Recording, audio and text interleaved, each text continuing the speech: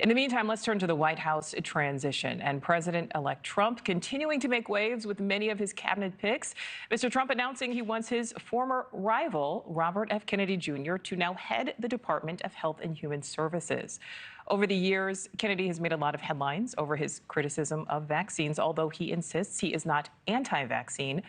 Some of the divisions that Kennedy would oversee, if confirmed, include the Centers for Disease Control and Prevention, the National Institutes of Health, the Food and Drug Administration, and the Centers for Medicare and Medicaid Services. NewsNation's Robert Sherman, following the Trump camp, joins us live outside of Mar-a-Lago. So, Robert, the president-elect's administration continues to come together. Yeah, Nichole, pretty hard to believe that it's been a week and a half since Election Day, and what a swift-moving week and a half it has been with the way that this cabinet has started to fill out. The president-elect giving his first major public address since Election Day here at Mar-a-Lago last night in front of the American First Policy Institute for a gala that was held here, in which he said that the Republican Party is in the driver's seat. They have full control of all three chambers, all three levels of government, the House, the Senate, as well as the executive branch, articulating that it's time to get to work. This is what he had to say. Take a listen.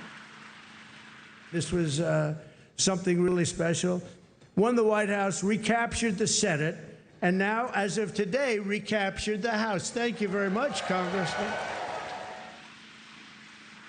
If you're having a hard time keeping track of where the administration stands, here's a broad look at many of the names that have been added to this Trump administration in recent days. Some of them we've known about for a few days, but a few of the new ones. That includes Doug Collins for Veterans Affairs, Mike Waltz, National Security Advisor, John Ratcliffe will be CIA Director, Steve Witkoff, Special Envoy to the Middle East, and then you also have Dan Scavino, Deputy Chief of Staff, Tulsi Gabbard, Director of National Intelligence, Matt Gaetz, Attorney General, Doug Burgum, Interior Secretary, and Robert F. Kennedy Jr. for Health and Human Services. That's the one that a lot of people have been talking about here in the last 24 hours, Nichole. Yeah, absolutely, Robert. A lot of people talking about RFK Jr. What is the president-elect saying about his choice?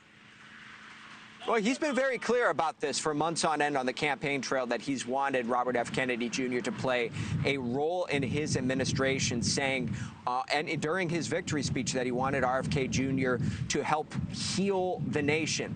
And of course, there are some people who have not been a fan of Robert F. Kennedy Jr. or some of his stances, particularly when it comes to vaccines.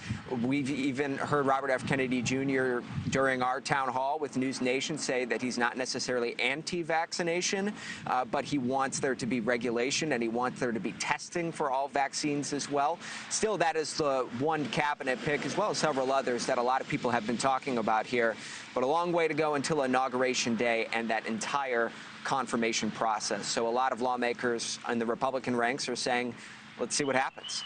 Nichole? All right, Robert Sherman live for us there in Florida. Thank you.